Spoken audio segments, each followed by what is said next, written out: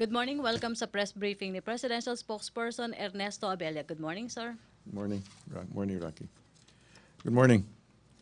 Um, Having recently completed his first 100 days, we would like to further compliment his achievements by referring to his vision and mission as president. In his inaugural speech, the president described his vision for Filipinos as a comfortable life for all. His threefold mission was encapsulated in number one, reduce poverty from 26 to 17%. Number two, to establish an orderly society by reducing crime, corruption, and illegal drugs. And three, to seek final and lasting peace within its borders, specifically with CBP, NDF, NPA, and the MIMN groups.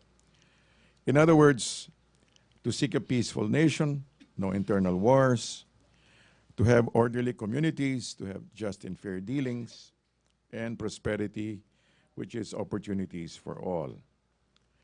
In pursuit of his vision, the President has exercised political will and acted on several issues, a number of which are going to be expounded on this morning by our guest, Assistant Secretary and Deputy Executive Director of Performance and Project Management Office of the Cabinet Secretary, Mr. Jonas George Soriano. However, one area which has taken up a lot of attention has been his campaign against illegal drugs, where his threats against those engaged in the trade and deaths related to the campaign seem to have outweighed the actual result. For example, 700,000 plus have surrendered, the rehabilitation efforts of rehab centers, programs, and donations, and the expansion from national security issue to public health issue. Another matter that has taken a lot of space in the public mind is issue with the US and the EU Parliament, whom he perceives as dealing with him and the nation as unequal partners. Of equal, if not more importance, is the issue he sees in the Filipino mind what he calls a mendicant attitude. And so the president is engaged, not just in a matter of state building, but also of nation building, which is basically addressing the Filipino mind and character and love for country. As promised, we'd like to ask Mr. George Soriano to share with us this morning. Mr. Soriano is a professor at both Ateneo, UP, and at DAP. He was active in the NGO, private donor, and national government and microfinance organization as consultant, board, manager, and service volunteer. He's got 2-3 kilos worth of data here. But more than that, he was my classmate at in the Masters of Entrepreneurship program, social development major at the AAM. He's a very interesting character and and very knowledgeable about the subject matter that he's going to engage in.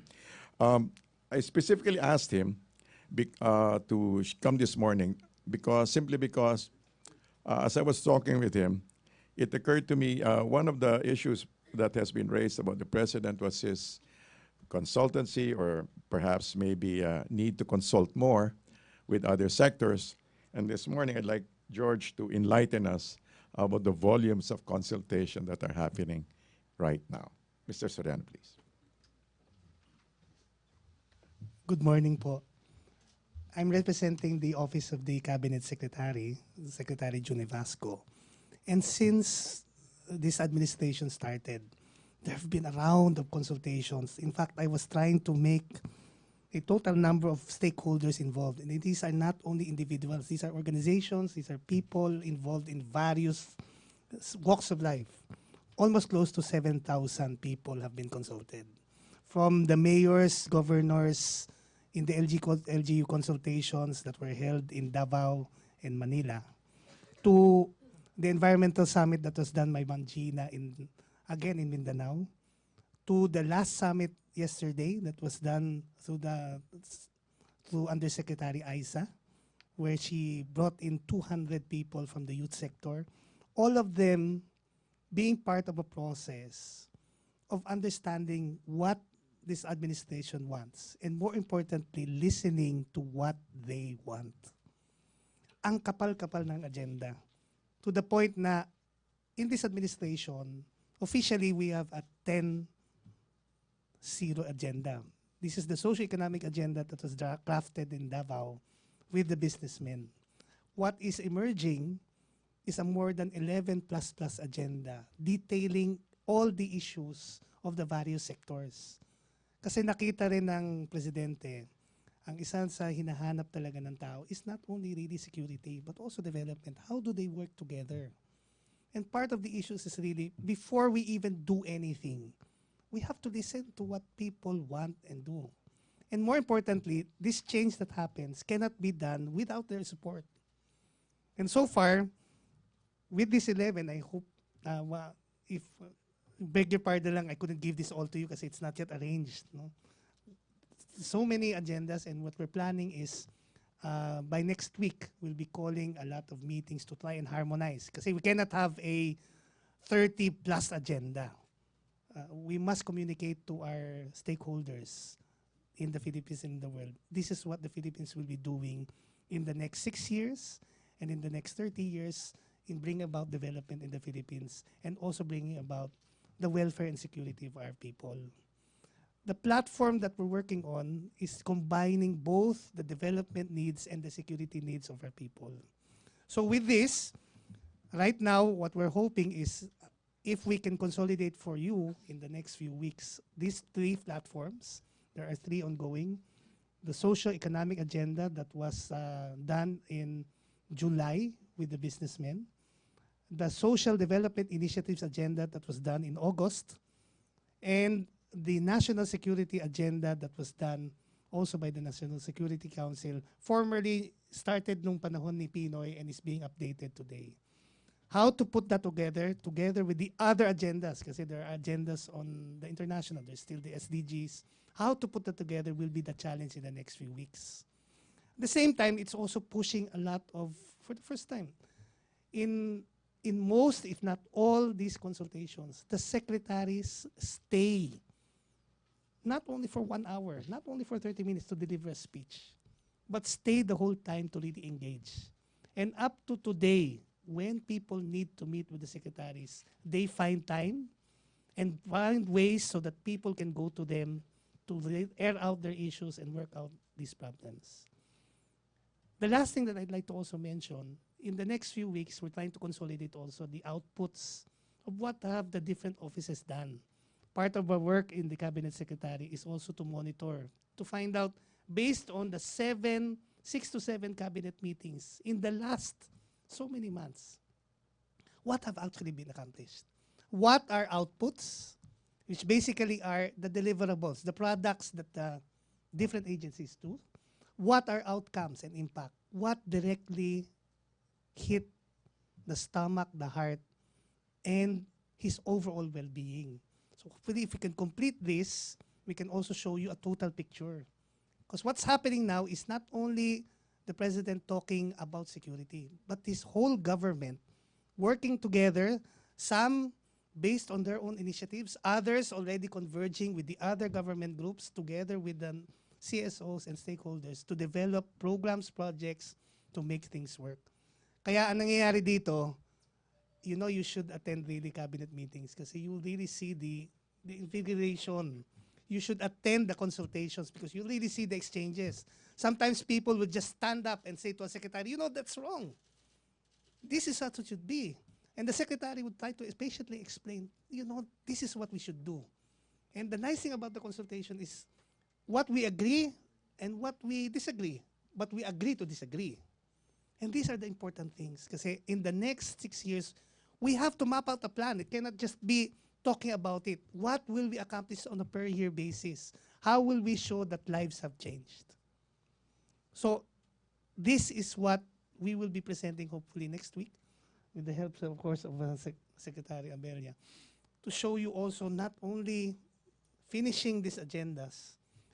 We've been tasked through the office of during the last cabinet meeting, we've been tasked Both NEDA and NSC has been asked to really finish the Philippine Development Plan and the National Security Plan within the earliest time. So these all are keeping us in a flurry of activities.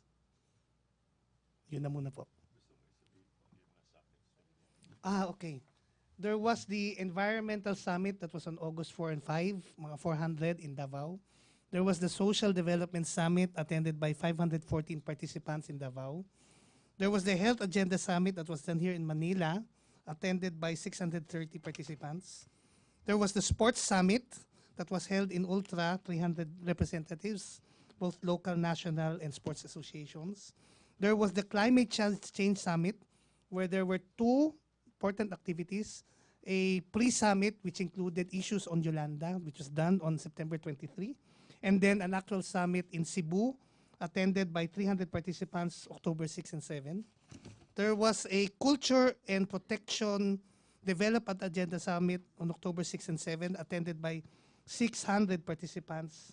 There was also an Anti-Poverty Summit by NAPSI, October 7 and 8, attended by 600 participants. There was the LGU Development Summits done September and October, which included all ARM, Visayas, Mindanao, Luzon, NCR, and Southern Luzon participants. Then there was the Partnership Against Poverty Summit by the Office of the Vice President, which was done October 10.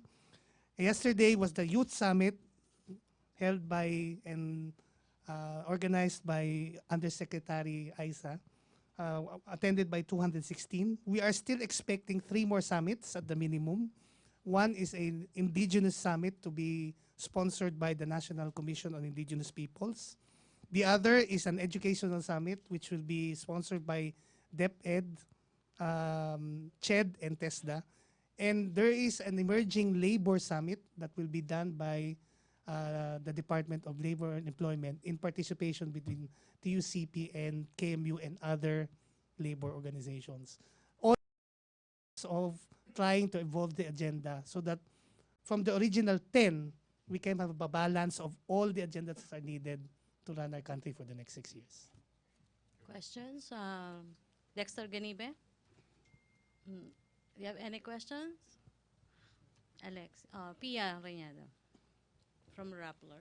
Good morning, sir. Sir, could we just have, even as early as now, perhaps if you don't, even if you don't have the summary of the plan, maybe would you have any indicators of the success of the poverty programs that have been started in the 100 days? Any figures to prove that there is progress being made in the poverty alleviation?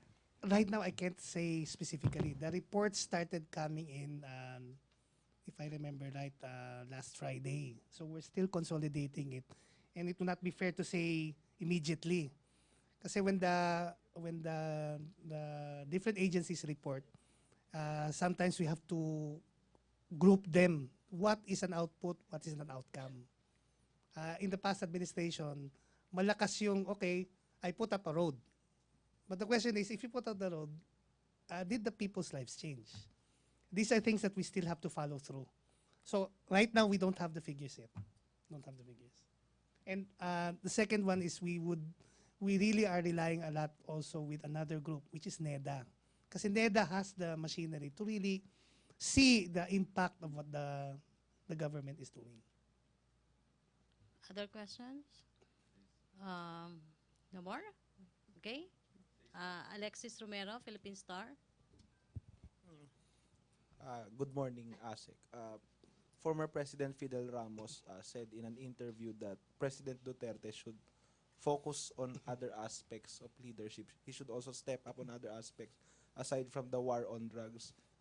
With these things that you just mentioned, do you think he's doing that? He's doing a lot that people don't see. Because what he does is, especially during the meetings that most of us don't see, gives a lot of directives. That's why a lot of the meetings, the cabinet meetings, last so long. Because it's a basic issue. Okay, how do we shorten the time where people actually do their requirements?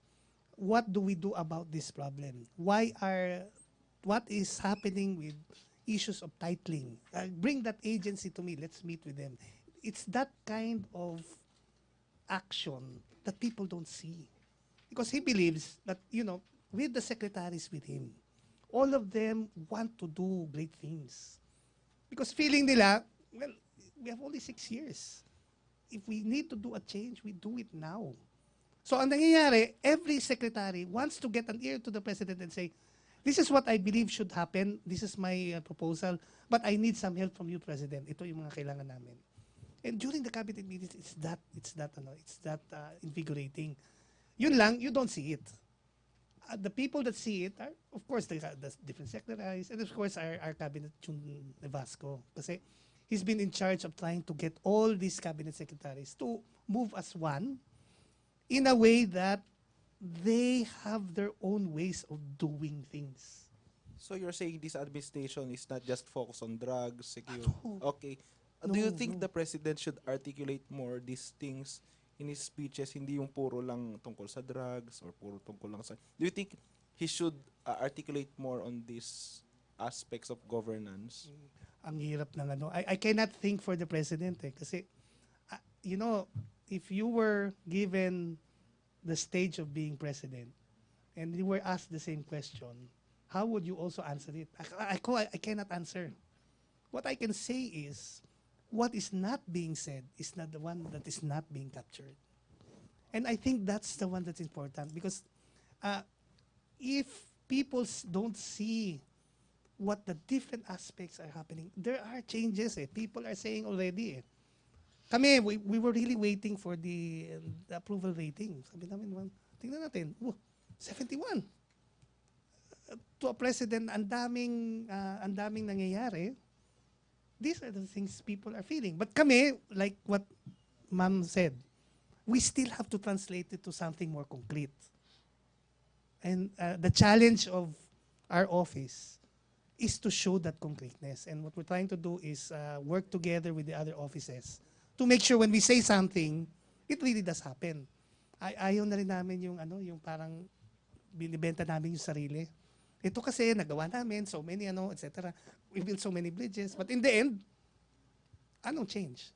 And that's our challenge. And hopefully we can do a better job in the next few weeks.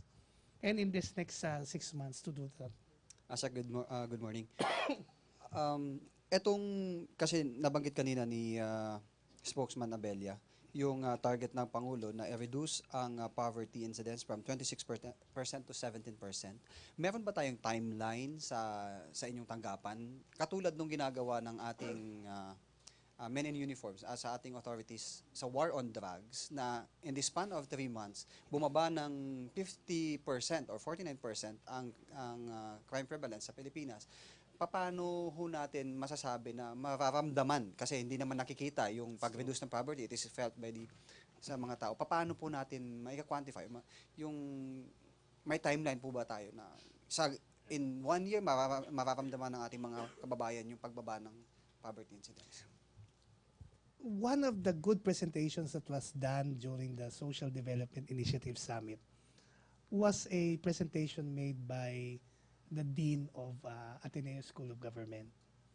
He said, we have so much problems in terms of getting people out of poverty. And maybe the easiest indicator will be employment. Our problem is our economy, we graduate around 1 million every year.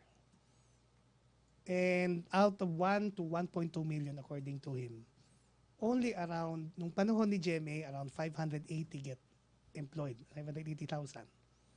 Panahon ni Pinoy, around 620,000 get employed. So, you have a 10 million workforce that's underemployed or unemployed. Then you have a continuing 400 to 600,000 that join the labor force that are not able to earn a living. So, what we're looking at is if we can work with the numbers of where are these people, how do we combine what the different secretaries are thinking about. Secretary Judy is working with the 4-piece program. Ma'am Gina said, environment without helping the poor will not work. We must do something also for the poor. and will form models. He's proposing 30 models just to test it out and then move it forward. We have others that are coming in. So ako, ang parang hinahabol na model is, you're right. I think NEDA, to our mind, already knows where the poor are through the different agencies. The target is, what can make it work? Ngayon, ang nakikita namin to make it work, it has to be a combination of the national sectoral approach and the local government unit approach. Kasi without the two working together, hindi mangyayari yun. That's why after the agendas had been formed, and after the Philippine Development Forum, where we'll be talking with our partners that are going to help us for the Philippines, we will be going from one region to another, discussing the programs with the LGUs, so that the LGUs can also work with us, work with the national government in making things happen. Kasi in the end, it cannot always be national. So even if we're up here and do this, the impact will not be as great, not unless, one, we synergize horizontally, but we work very closely and synergize also vertically. And that's why the President made an effort to even attend the local government consultations. It's now time to work together. And the LGU is a pillar. Eh, ang kagandahan ng ating gobyerno, we have already 3 or 4 local chief executives that are in national government, who are the cabinet people. And these are pushing even our own frameworks. Dati, ang tingin natin, national does everything. Now, ang sabi lagi sa akin ni CABSEC, through our Undersecretary Gloria Mercado, lagi niya sinasabi, we have to work closely with the local government units. They are the pillars. If we keep on doing everything on our own, we will have a slight effect. It will change. But if we want it long-lasting, we need the LGUs with us. But that will mean convergence at all levels. Convergence horizontally, convergence vertically. Thank you. Question? Rose Novenario? Hataw? Good morning, sir. May statement kasi si Vice President Leni Robredo the other day yata na ang sabi niya, yung drug problem daw ng Pilipinas ay resulta raw ito ng kahirapan. So, ano po yung maitutulong ng drug war ng Administrasyong Duterte para po mabawasan ang kahirapan, para mabawasan na rin siguro yung mga drug peddlers, yung mga small-time players po sa illegal drugs industry? Ano po yung proyekto ng administrasyon po tungkol doon? There are 2 or 3 initiatives that are working. One is being done by DILG. They call it Masa Masid. They are launching a campaign in partnership with the church and the LGUs to work on a rehabilitation program.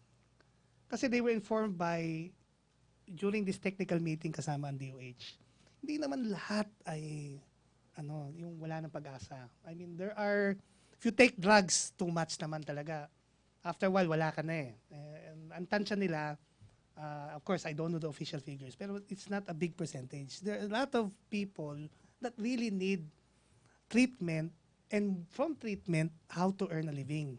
So when they held these summits together with the LGU, the agreement was, one, can we help each other in putting up rehabilitation centers? Second, these rehabilitation centers must be tied up to livelihood initiatives so that gagaling ang tao at pag gumaling, meron siyang gagawin productively. Kasi lumalabas, pamilya ang tinatamaan So ang need for the integration of livelihood is very important. The other one that's being worked out is we're working very closely also with corporate organizations to try and look at not only the development side, but this problem of drugs. Kasi it's not that easy when you put up a facility, you need the complete array. You need a psychologist, you need people treating. It's a daily conversation with those that have been hit by it. So what has to happen, and they're proposing, is also how does the private sector also contribute to this? And the third one is groups working with the different summits, like in the Youth Summit. They'd like to be part of it. They'd like to share their experience. And they'd like to volunteer. The other one that we're seeing, even before we launched this program, and DILG launched this program. The LGUs have also been doing their own share. In fact, we found out there are models of convergence between local governments, health, national agencies, and the church to try and work out these initiatives. I don't know where the exact places are, but if you invite the ALG, especially, they'll tell you, ito, nangyayari, ganito. And they're launching it. Some have already launched theirs, others are still building theirs. Kaya, ang tama kayo, ma'am, kasi in the end, we're really looking at the complete package. Kasi after we've already asked them to change, the change cannot happen just by saying, I surrender. That's why the word they're using is not anymore surrenderise. They're using surrenderer. Kasi you're not trying to change only an action that you do, but how do you help them go through new lives? So this is not only by Vice President Lenny. This is also being emphasized also by the President. This is also being emphasized by the different secretaries. Kasi in the end, you cannot solve the problem if you cannot also give these people 700,000. Ang projection, 3 million. 3 million that's 3% of our 100 million population. What do you do with that? We need the help. That's why nananawagan din po kami na if you want to help, please contact your LGUs. You contact also DILG, DOH. These are the organizations that are leading it nationally. Ay, sir, na-mention nyo po yung private sector participation. May mga iba't iba po tayong NGOs, di ba yung advocacy nila is poverty reduction. So yung halimbawa po, paiigtingin po ba na Administrasyong Duterte yung anti-poverty initiative at makikipagtulungan sa mga NGOs na hindi mangyayari uli o hindi mauulit yung nangyari nung panahon ng GMA administration dun sa Code NGO na pinagkakitaan yung anti-poverty initiative ng iba't ibang NGOs through treasury bonds. I'm not totally aware of yung nangyari doon kay GMA. Of course, pagka bali-balita ang alam ko. But what I can say is what we've met with almost all the networks, from Code NGO to PRRM to Tanggol Kalikasan and now we're going to meet with the corporates. All of them are proposing very concrete measures. In fact, they're asking us, give us an area. How many schools do you need? How many kilometers? How many rehabilitation centers? How many are we treating? Can we work at this level? That's what they're asking us. Kaya kami nagmamadali din Kasi they're ready also So the issue of saying, how do we move for it? Actually, it's moving Ang kailangan lang namin at our level is to hasten also our approach kasi we need also to give them the numbers. Halimbawa, sabi we were meeting with the League of Corporate Foundations. Sabi nila, we are willing to go to regions that we don't have a presence with. But I tell you, they have a map already, nationwide. Where are they present? And they're willing to share it. Now, ang tanong nila, where do you want us to go? Are you willing to go to areas like even Basilan, even Sulu? Yeah, tell us. So, are you willing to go to drugs areas? Yes. So yung gusto ko lang po sana maklaro, bibigyan ba ng pondo yung mga private NGOs? Magkakaroon ba sila ng access sa government funds? Like nung Code NGOs po nung panahon ni GMA, yun po yung question ko. Ma'am, ang belief ng itong administration is how do we work together in doing this? And we both have to come out with resources that will help the situation. Pag ang mangyayari is one depends on the other, most of the time nagkakaproblema din So how do we help each other get those funds? Ang sinasabi nila, we'll take care of some of them. Can you also, if you're doing this, can we make sure nagko-connect tayo? Halimbawa, ma'am, basic example. You put up a road. If people don't have training on livelihood and market access, it will take years before deliver nila yung vegetable o yung palay o yung corn para maganda ang pagkagawa niya at mabenta sa market na mas mataas na presyo. But if the NGOs are there, they can always say, okay, Ay, magtatayo pala kayo doon. O kami na bahala dito sa training na to. So ako, I don't like to dwell on the issue if we will give them money. Ako, what's more important is what are the outcomes that we want and how do we work together in this area, in this sector to do it. If we need additional funds, how do we work together to do it? Kasi ang kagandahan ng atin is how do we also bring back the spirit of voluntarism and willing to help based on your own resources. Kami, we've never been telling NGOs, we have money, join us. No, we don't tell. We always ask them, what do you want? What's your agenda? How do we proceed to there? How do we work together? So they will always tell us, we have some critics about your agenda. Okay. We have some projects. This is what we can do. Kulang kami ng ganito. What can you do? Nung sabi namin, kami din, kung titignan mo, that's only 3.3 trillion pesos. Pagdating sa budget, it cannot cover for everything. So ang kailangan is to multiply, to help others make it work out and help them do it. Ngayon, we don't want to go into measures that will be, controversial. What is important kasi is the outcome na kailangan dun sa baba. Okay. I hope nakatulong yun, ma'am. Questions? Ang point ko, sir, kasi yung prevention ng corruption. Ay, totoo yan, ma'am. We will not, of course, this administration is standing very strongly against corruption. And we will not provide any mechanisms that will provide for that. Questions? No more? Okay na tayo. Pero sorry yung sanang Pantawid Pamilyang Pilipino program under Duterte administration, sir. Right now, ito yung inaayos po ni Ma'am Judy. When she first presented it to some discussions during the social development cluster, she was already telling of we have to improve on this kasi it's one of the programs na talagang direct ang impact talaga sa tao.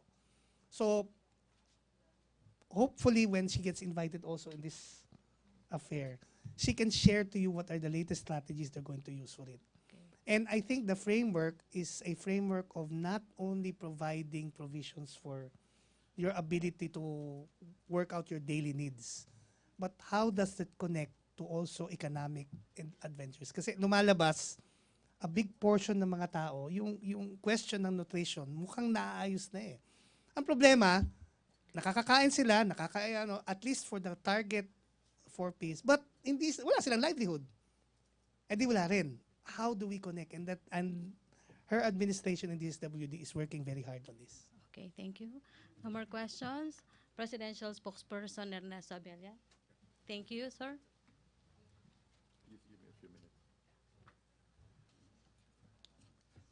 I would like to thank ASEC George for a very substantial explanation regarding the programs that attend to the social needs of the government. Okay, I'd just like to touch on 2 or 3 points, and then we're open to questions. Number 1, Palace invites the UN to probe killings.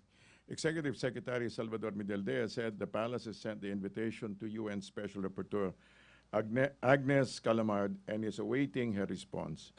In its invitation, the Palace also urged, and I think this is notable, the UN Rapporteur to include in her investigation the killings of law enforcers by drug suspects so that she could obtain an accurate perspective of the drug problem in the country. Next. Senator Leila de Lima is threatening to file charges against her detractors, including President Rodrigo Duterte, for the blatant abuse of power. She said she would seek the Supreme Court a writ of amparo and habeas date and come up with a test case on the limits of presidential immunity. This has been I referred to Secretary Aguirre regarding this matter, and she said that the issue will not prosper.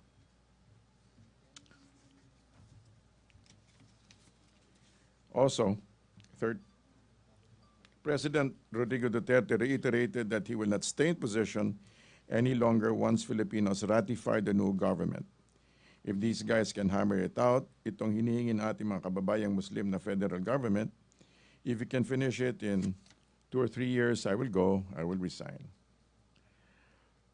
While adoption of the federal form of government is still in process, Duterte said he will focus on solving the country's drug problem first because pag hinayaan ko, it will destroy the next generation.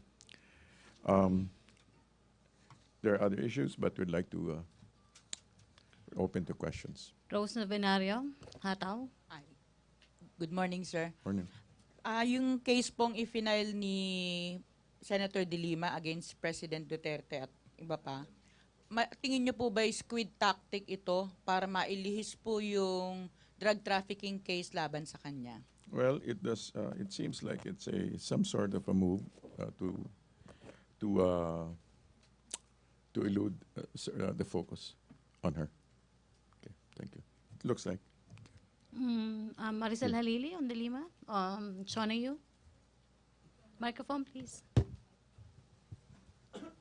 Sir, how about yung invitation sa EU tsaka kay US President Barack Obama? Meron na po ba? Sa alin po? Invitation. For what? Obama and the EU. Kasi sabi niyo po sa UN pa lang kanina.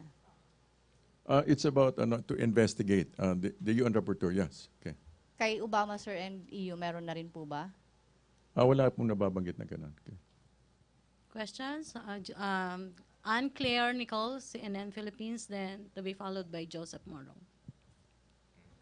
Hi, good morning, sir. Morning. Sir, about the invitation to the UN, can you give us a date when it was sent? And can you give us a little idea kung ano po yung content nung mismong invitation, aside from the fact that the president is also asking them to look into the killings of law enforcers? Meron pa po bang ibang nakalagay dun sa letter? I can get you the details regarding that, but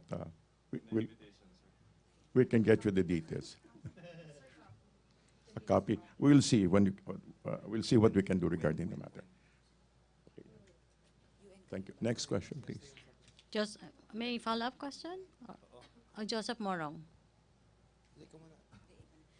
Nichols. Sir, on another topic, can we get your reaction on an opinion piece posted on the Bangkok Post? It's entitled Manila Sows ASEAN Unease, and it's basically about the supposed ongoing threats made by the president on ending friendships with allies, and it's saying that this will create policy problems for the Philippines and its friends and neighbors. Can we get a reaction? Basically, we very well know that the relationship of the Philippines with the rest of the neighbors, ASEAN neighbors, are strong, and as witnessed by the fact that the trips have been made and assurances have been made on both sides, and also the rest of the coming trip to Brunei, for example. So as far as we know, our relationships, and based on policies also, our relationships with ASEAN countries remain fundamentally solid. Sir, you don't believe that the public pronouncements can affect the relationships? As you very well know, he has been received very well by ASEAN countries, by ASEAN leaders. In fact, even Japan, the emperor was supposed to be looking forward to meeting up with the president. Pia? Your microphone, please, Pia. Thank you. Thank you. So the Pia. president will meet with the Emperor of Japan when he visits Japan? Well, it has been spoken about. Sir, my real question is, dun po sa invitation sent to the UN rapporteur, was there any mention of his invitation to an open forum for him to question the UN rapporteur, the team? I'm not privy to the details, but we'll find out about the details. Okay, thank you. Dexter Ganibe? Yes. Good afternoon, sir. Yes. Sa pag-iikot ng aming kasamahan kaninang umaga sa mga funeraria sa Metro Manila, marami ng mga bangkay ang hindi nakiklaim.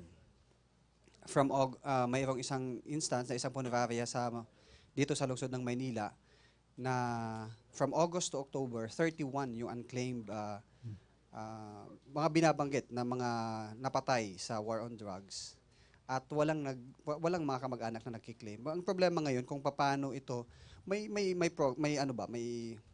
hakbang ba ang gobyerno para dito? Kasi ang binabanggit kapag hindi na-claim sa ganitong period ay yung funeraria na mismo ang magpapalibing at gagastosan nila. Pero yun ang claim nila na hindi naman nila yung mga namamatay sa mga kalye. It's a matter we'll refer to, we can forward the information to either to the SWD or to the DALG. Thank you. Ian? Hello, sir. Since the recently concluded military exercises are already deemed to be the last under his term, according to the President himself, and military exercises are under the Visiting Forces Agreement, is he expected soon to advise the Department of Foreign Affairs to serve notice of the VFA's termination?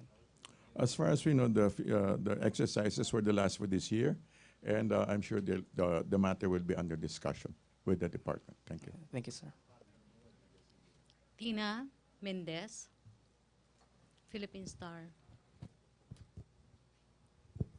Sir, good afternoon. In line with the President's visit to China, there is a call at the Senate to ratify the Treaty on the Asian Infrastructure Investment Bank, where we are a founding member.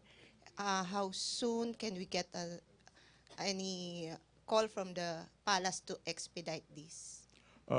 We'll also have to check on that with the Office of the Executive Secretary regarding the timeline. Thank you. Thank you. Joseph Dempia. Sir, good morning po. So yesterday, Justice Carpio was guest at the FIBLEX yata closing. And then he said that it is our duty, the government's duty, to protect the EEZ. And we do that by joint patrols, which the President does not want. Okay. So the implication is, the insinuation is that kung hindi ipagpapatuloy yung joint patrols, the President might be amiss in his duty as per constitutional requirements, sir. As per the president's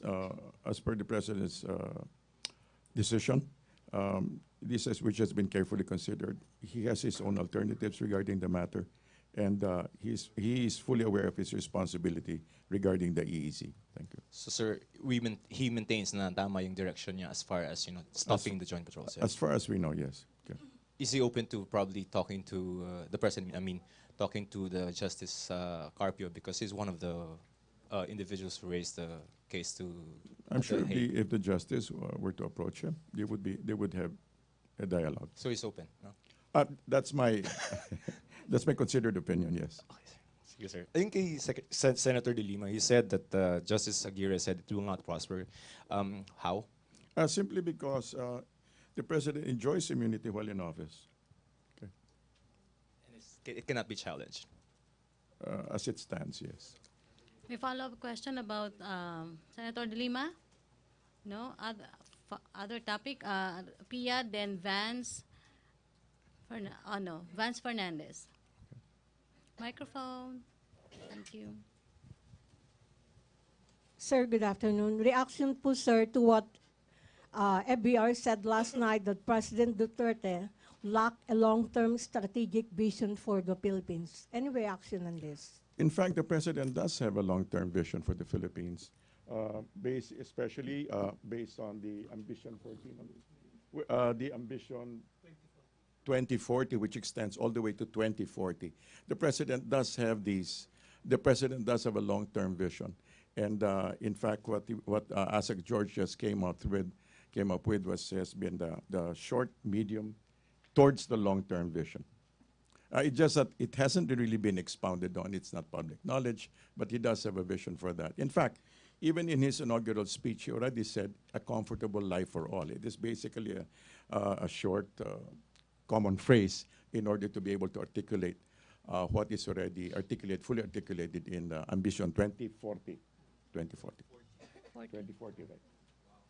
Sir, he also said that the country does not need to leave the U.S. in having friendlier relations with China. True. Any reaction on this? True. The president, in fact, is talking about not just moving from an exclusive to an inclusive relationship.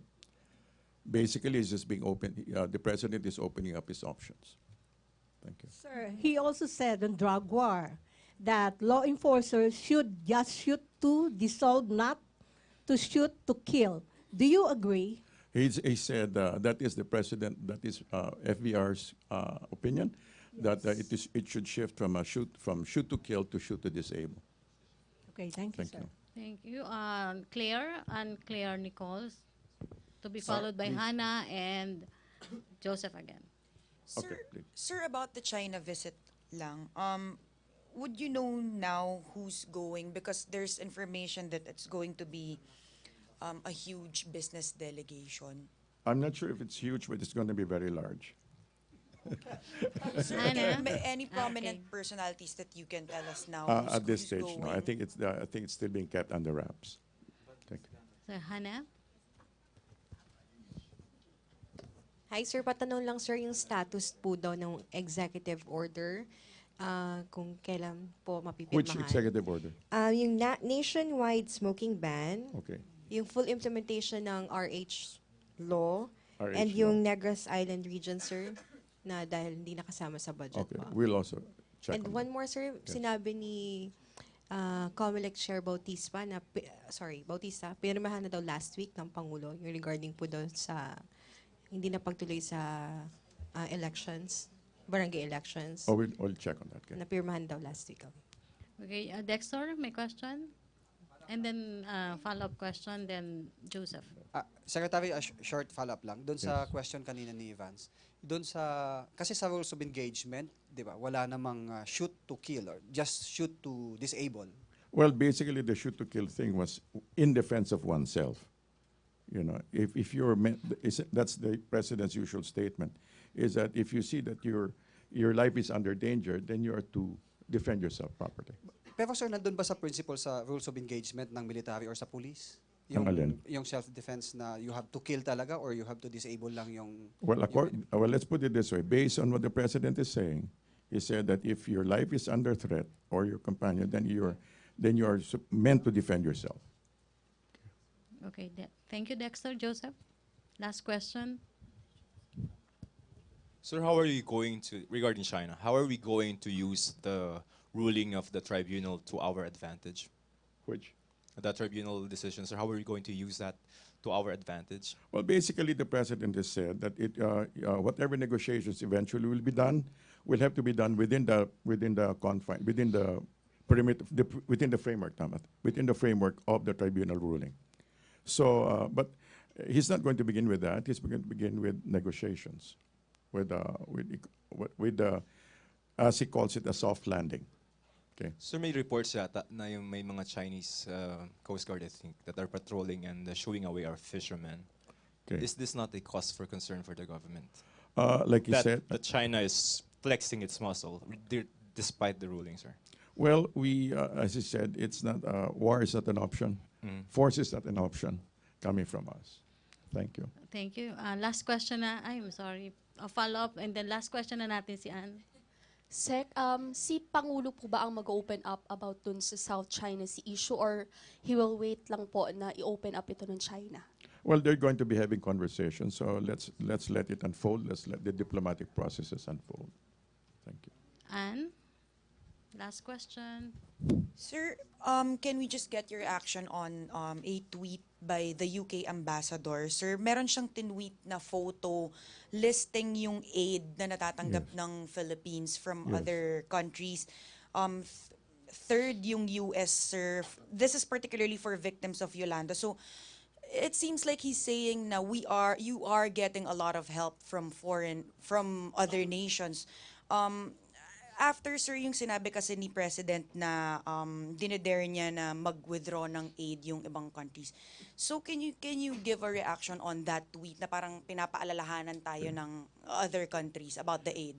As far as I understand the president, it's precisely this kind of attitude where, which I would say that he responds to, that aid should be aid and should not be used as a tool. It should not be used as a tool. But more than that, from where the president is coming from, he's trying to remind the Filipino people to regain some sort of to gain some self-respect. Na to gain some self-respect. Yes, we accept aid and we respect and we are very grateful for these things. But these are not things that we depend on. These are not things that we seek out or are willing to back off on our principles simply because we're afraid to lose aid. So I believe in this case is where he is making a differentiation between state building and nation building. I believe the president at this stage is building up a case for nation building where the Filipinos should begin building upon his character and have and regain a sense of identity as Filipinos. Okay, thank you. I'm sorry, Secretary? One more. Okay, Ian, one last. Last. Totoo lang last. One last. Sir, President Duterte po mentioned in his recent speeches po na Amy Marcos helped fund his presidential campaign. Pero may news po kahapon na lumabas na yung contribution po na yon ni Miss Amy Marcos sa campaign po ni President Duterte hindi po nakalagay sa statement of contributions and expenditure na COMELEC. So what's the palace's reaction po to this? Come again? Yun po, declare yung donation po or yung Alright. di po nakaano siya sa SOSE na pinasa po ni Duterte. We will follow up on that. Thank you Okay, very much. Okay, thank you, Ian. Thank you, Malacanang Press Corps. Thank you, Presidential Spokesperson Ernesto Abella. Thank you, Ansek George. Back to our main studio sa Radyo ng Bayan at PTV4. Thank you very much. Bye.